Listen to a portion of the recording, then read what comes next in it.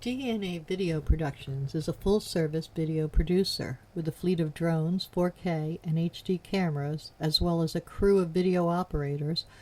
We handle commercial and residential real estate videos, as well as events for promotional purposes.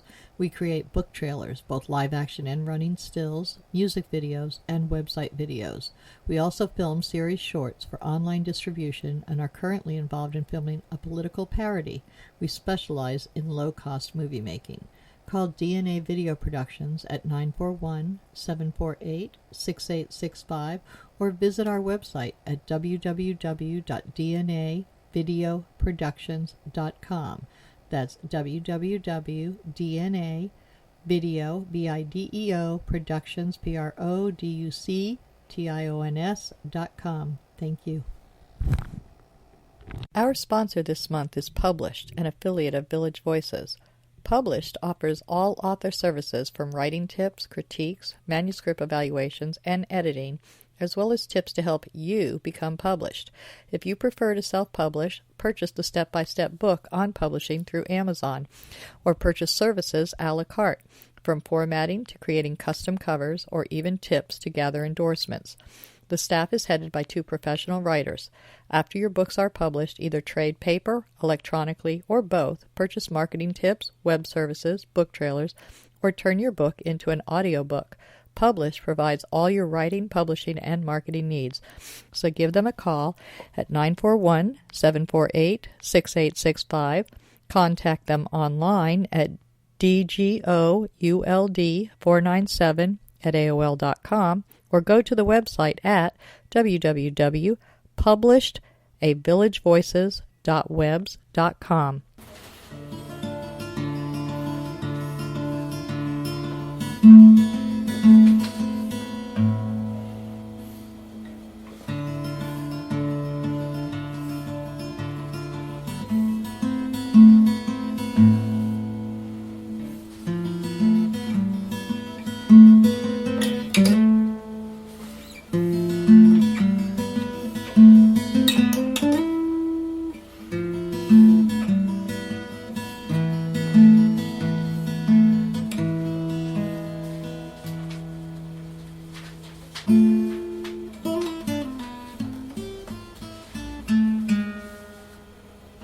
Good afternoon. Welcome to Culture Coast. The intro you just heard was by Al Musitano, and today we are interviewing the owner-operator of East West Health Center in the Village of the Arts. Martha, how are you? I'm great, thank you. And what is your last name, Martha? Pelitier. Okay, It's French. That's why I didn't try to say it. Pelitier, and it's French. My first name is French. All right, so how long have you been involved? You're a masseuse, and what all is it that you do here at East West Health Center? Actually, my license is, I'm a registered nurse, and my primary license that I'm practicing medicine is the Eastern medicine, so I have a master's degree in acupuncture and Oriental medicine. That is really cool. All right, so you do acupuncture here? I do. Do you do massage? The massage that I do is not as a masseuse, it is part of the Eastern medicine, and it is using the same theories of healing, using the body's energy systems and circulation, and can heal at different levels. Is that like the chakra type stuff? Well, the chakras are actually acupressure points. So the Eastern massage is known as Tuina, and that is using acupressure and different techniques to bring the body into balance, to release muscle tension, congestion, and those sorts of things. So the outcome is basically the same, I would say, as massage that people are used to, and it probably doesn't feel that much different. But if someone comes in with a particular condition, such as pain in their low back, I will do acupressure on certain areas of the body other than the low back that promote circulation and healing, the body's healing substances to go to that area. So So it's a That's different that's the focus. philosophy behind the acupressure and acupuncture, is that certain areas of the body control certain other areas of the body. Yes? Essentially, because all of our body parts are connected with brain central, Mm-hmm. which is like the floodgate that can release chemicals. Our body's feel good chemicals, the endorphins, our body's anti inflammatories. And Are released through. they're so certain areas of the body when stimulated. Well, I've heard like the feet do Yes. certain. They if something on the foot is touched, it affects something that's got nothing to do with the feet. Explain a little Exactly. bit of that. Yes, because the body system itself is, we have the internal organs, and how we treat and access the internal organs, our physical, mental, emotional well-being, is through our exterior. We have all these nerves that create sensitivity primarily in our hands and feet. They're very much on the surface, so they're easy to access and easy to treat, easy to stimulate, and that stimulation carries a signal through the body, exterior to the interior and to the brain. And that message is a message to the body to respond. Now, this is based on millennia of experience in the Far East, correct? Exactly, yes. So they've been doing this forever, and American medicine kind of snubs their nose at it, but at the same time, a lot of people are being drawn to it because it seems to do things that our medicine is not covering, it is not curing. Yes. The primary difference between the Western and the Eastern, well, there's lots of differences. There's lots of differences. But, Western medicine really is good at emergency medicine, saving lives. The penicillin saved lives. People Absolutely. If you have a systemic infection, yes, you want Western medicine. If you're bleeding, you want to go to the emergency room. So if you have an organ failure, you want Western medicine to help with maybe a transplant or those substances, those medicines that can help function for the body. But most people these days have chronic conditions, and a chronic condition develops when it hasn't been taken care of properly, when the body hasn't been corrected so that it gets back into the healing mode. That's so the fact that I go into sneezing fits every night after it gets dark, that would be something that's chronic. It's been going on a long time, and it actually inhibits my breathing ability. That's something that would be more likely to be worked with acupuncture than it would be with going to an allergy doctor and him trying to find out what I'm allergic to and maybe never finding out and just giving me pills, which mask it.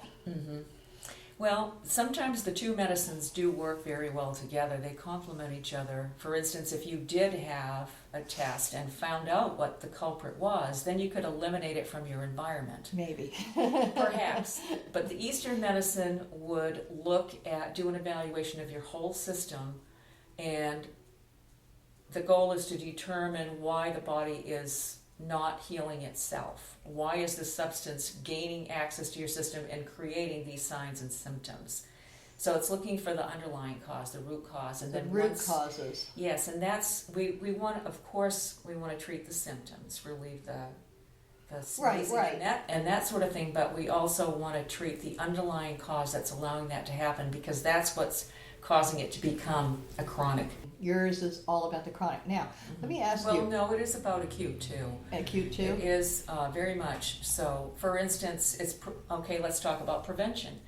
If I am going on a plane trip, if I'm going into a place where I know there are sick people, I'm going to be surrounded hospital, if you have to go visit someone. Right. I can protect my system by strengthening my immune system. So in the Eastern, a large part of the Eastern medicine is herbal pharmacy. And there are formulations, so that it's a combination of herbals that have been put together that work together well to not only treat the culprit, be it antibacterial, antiviral, antifungal. There are substances in there for that. but also to strengthen the immune system so that it's trying It's able to fight back better. Exactly. It may try to get into your system, but you have a better sense. And Western herbs, taking vitamin C and zinc, all of those substances, you know, a lot of people use echinacea. That's more of a Western herbal. I know I used black cohosh when I was going through that time when I needed it. It helped a little, I think, because I didn't have nearly the symptoms other people did. I still had symptoms, but nowhere nearly as bad as I've seen other people suffer. Yeah. And no side effects. No, none at all. You know, there was so like, the side effects. yeah, there was no problem there at all. The other thing, herbals, the fish oil, is that considered an herbal, or is that just? I would consider that more of a supplement. So, for instance, it's a huge thing going on with supplements and herbals and all of that. You know, I like food as medicine first. Let's look at your diet, because there's lots of foods that can provide you with everything that you need. And for instance, the omega-3s, there's the flax and fish, just eating the whole food, because then you're getting not just the real thing, but you're getting everything. The real thing. But then, you know, to supplement that, if you have a condition, perhaps you need more. Calcium. Yes. Women need more calcium than we could possibly take in through food in a single day to keep from getting the osteoporosis later. I mean, it's from the amounts that I've seen them trying to get me to take. They want me to take these huge pills like 3 times a day of calcium, and it's 600 milligrams or something. In a glass of milk, I think, is only 200. So I'd have to be drinking like a gallon of milk a day, which would make me like very obese. Yes, they do have like almond milk, but now does that have calcium in it? It does. It has more calcium actually than regular cow's milk. Yes, but the theory is all about balance. Yes, what you take in, calcium. Women need that support, especially after we go through our menopausal years. Yeah. We lose a significant amount that first year. But it's also having a diet that helps the body utilize it and not waste the calcium that we're taking in. And make sure you get D too. Our diet, exactly. So vitamin D to absorb, absolutely. And then altering your diet so that it's not so acidic. The Western diet tends to be very acidic because we eat a lot of meat, coffee. Coffee makes it acidic, and meat makes it acidic. So, alcohol, you know. I don't do the alcohol, but the other two I'm very guilty of. So I guess I probably would be very heavy on the acidic. Although, it's looking at the foods that you eat and balancing. And you are in great shape. So you obviously are following a very. I watch my diet, but I do not always walk my talk. You know, I am human. Well, and isn't that part of the whole philosophy though? Is that you can break loose once in a while and break it? Exactly. It's a lifestyle. It's a lifestyle, and the 4 cornerstones of the Eastern medicine are your diet, your exercise, your rest, and your mental health, your emotional well-being. So as long as they're all relatively well taken care of, you should be in decent health most of your life. Yes, and there's barring any genetic anomalies that crop up. Well, yeah, I mean, actually, you know, so this is where Western medicine has got a cutting edge to things in their testing I was just listening to a program, they were talking about DNA and how we feel like, you know, we're stuck in this DNA, our inheritance, when in fact what they're finding is that there are all these different chemicals or enzymes in the body that correct our DNA all of the time. One of my clients who has Parkinson's, and her mind is clear, and yet her body is failing her. She can't do a lot of things for herself now, and it's very frustrating. It's very frustrating. Very frustrating to lose everything. Even the people who are getting Alzheimer's these days, it's so frustrating too. But the chemistry comes from the brain, the dopamine and the different. They realize in most cases that they're slowly losing it because they can't remember something, and that is just heartbreaking. I think more than anything to know that you're it's like a loss. I know I used to know you, and maybe I used to love you, but I don't even know who you are anymore, so please stay away from me. That's got to be hard. So in your business, you also use the touch acupuncture. You also use aromatherapy? I do. Okay, so tell me a little bit about that.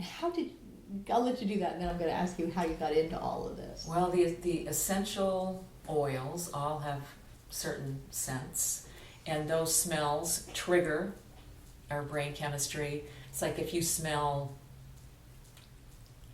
I would say, a rose, and maybe it reminds you of grandma.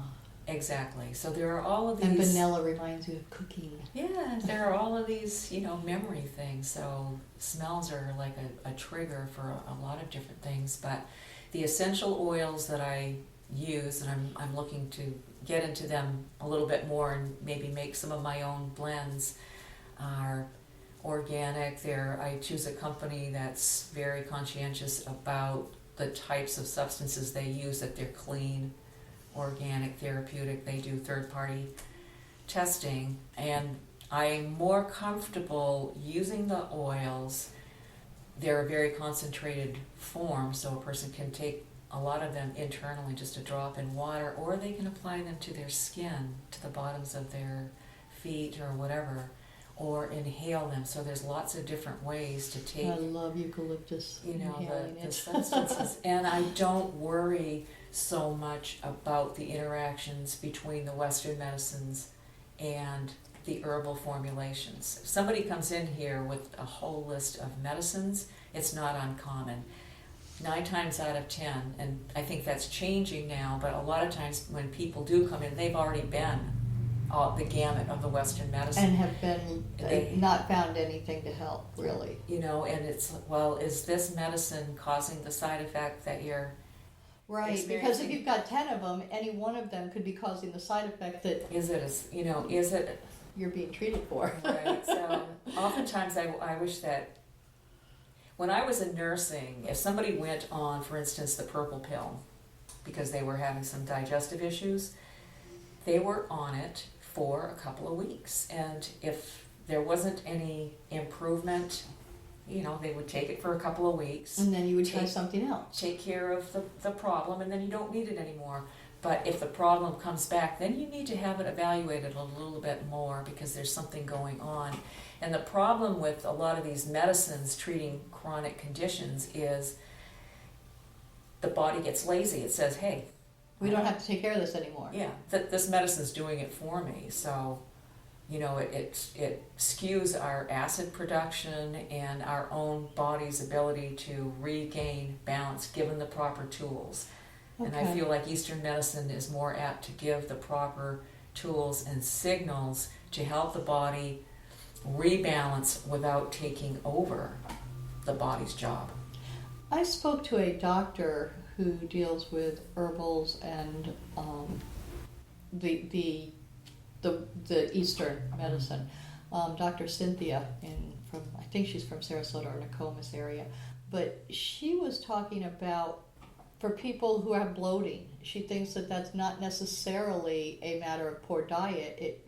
Maybe I did that wrong. It is a matter of eating the wrong foods at the wrong time or something, and that's one way she deals with it, but she also deals with it with herbals, and certain herbals are supposed to make that go away. And then we see the Western medicine coming up with probiotic things like that, is that those are all similar as far as they're trying to treat the underlying issue, which is not that you're fat, it's actually caused by bloating, which is a retention? Well, it can be, it's a reaction. It's the body's reaction to a substance that it's taking in and not being able to metabolize correctly. Okay, so when we say probiotic, am I saying that right? So first off? Probiotic. Probiotic, okay. Now, a probiotic, that means I have a bad not antibiotic. There's something inside me that's an infection, maybe? Is that what's going on? Yeah, what the probiotic does is it replenishes the normal bacteria. The ones we're supposed to have. The billions of bacteria that we have in our gut which is huge. Yes. And that colonizes the wall of the bowel to protect it against other infections, such as a yeast infection that can occur when people are on antibiotics. And a lot of times people are on antibiotics, say the first course doesn't work, so they have another course and another one. And in the meantime, it's not just choosing the bad bacteria, it's choosing all of them. It's not selective, it wipes out all bacteria. So the probiotic, if you want to make sure you get a good quality probiotic, or have a plain yogurt which has them in it, the bacteria in it. I hate the taste of plain yogurt. Okay, so having a good probiotic. Flax, flax is another substance that's really good at healing the bowel but also keeping it healthy. So fiber, having a lot of fiber in the diet protects your bowel also. But you can't if you haven't been eating much fiber in your diet and you go out and you start getting fiber, you've got to go at it slowly, or you will get that bloating and discomfort because the body's not used to it. So you kind of go about it gradually. You have a plan. A granola bar in the morning. Come up with a plan. I'll switch to one granola bar a day, starting that way. So, but I think that a lot of people are having that. And they're being diagnosed perhaps with celiac disease or different types of conditions in the gut. Is it the quality of food that we're eating? Probably. Is it how we're growing our food with all of the chemicals? Oh, the antibiotics in chicken. I was going to bring that up. All of our chickens and a lot of the beef that we eat is just loaded with antibiotics. Yes. That is making it so that even if we never take an antibiotic, if we come up with some disease that is a bacteria, they can't cure it now because the antibiotic that should have worked isn't going to work because they're immune to it, even Yes. though you've never had it. Right. They've already mutated into a new form so that they are not affected by it. So that's a really bad thing in our foods here too. All the antibiotics that we're taking in unknowingly.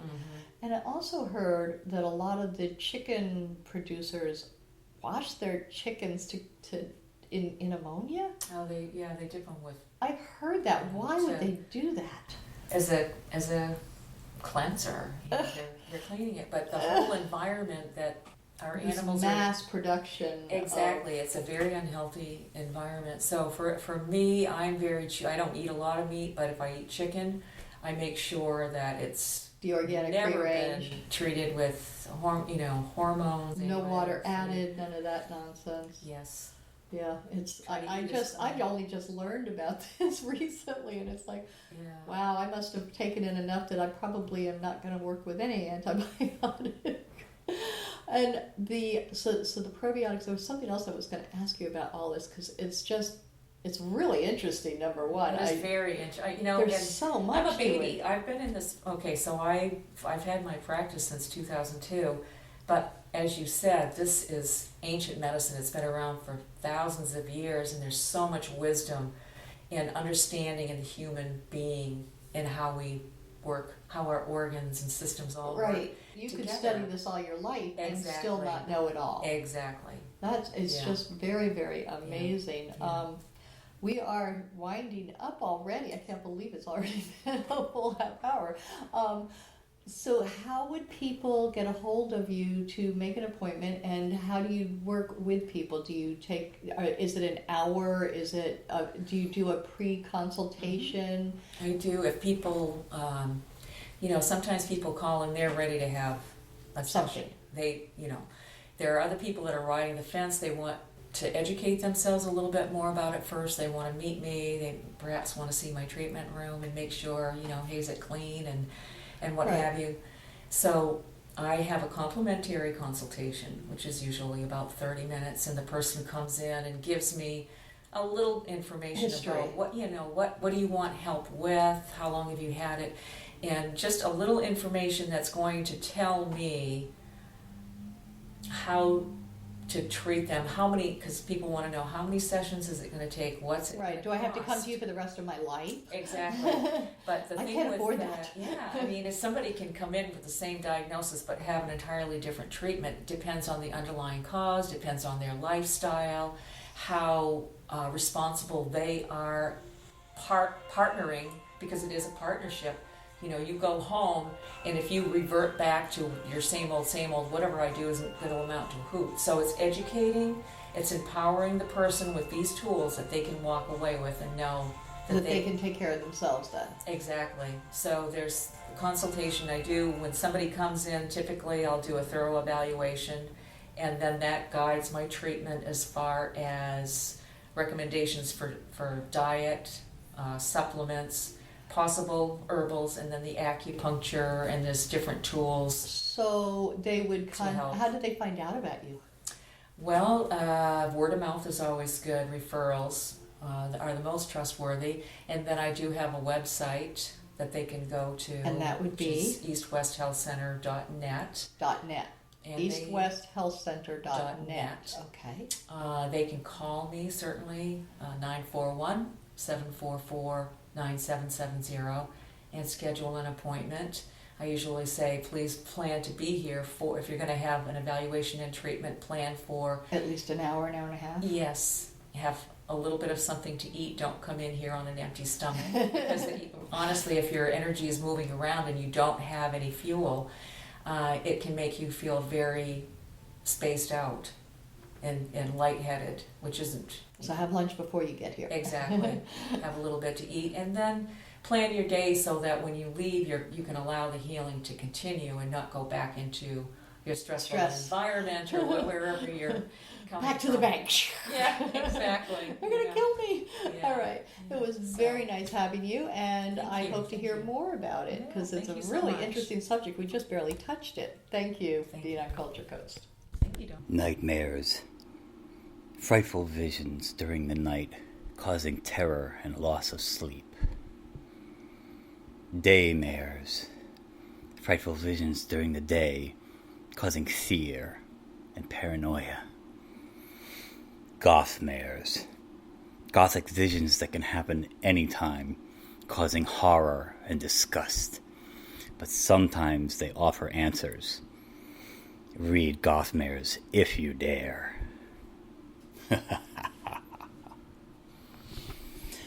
Gothmares, a young adult novel by Al Musitano, available on Amazon and fine bookstores everywhere. Village of the Arts, the largest artist colony in the state of Florida, located on 42 acres, includes artists, homes, galleries, gardens, and restaurants featuring handcrafted gifts, fine art sculptures, painting, photography, enviro art, healing arts, books, mystics, and musical variety. A few of the galleries are unique in their offerings. Village Voices specializes in books and art created exclusively by Florida residents. The Dancing Crane Gallery offers fine art, custom jewelry, and unique, innovative art. The Village Mystic offers all things metaphysical: meditation, massage, mediums, aromatherapy, psychics, shamans, Reiki healing, and the gem mine, where you can mine for your own personal treasure. Yoga Arts offers classes or one-on-one coaching. Musicians and bands can be found throughout the area. Many of the artists and musicians offer classes. Restaurants and bakeries provide respite for the weary and magic for the foodies. Visit during the first Friday Art Walk and stroll through the shops and galleries, enjoying free appetizers, wine, music, and demonstrations. For hours and information, please visit the website at www.villageofthearts.com.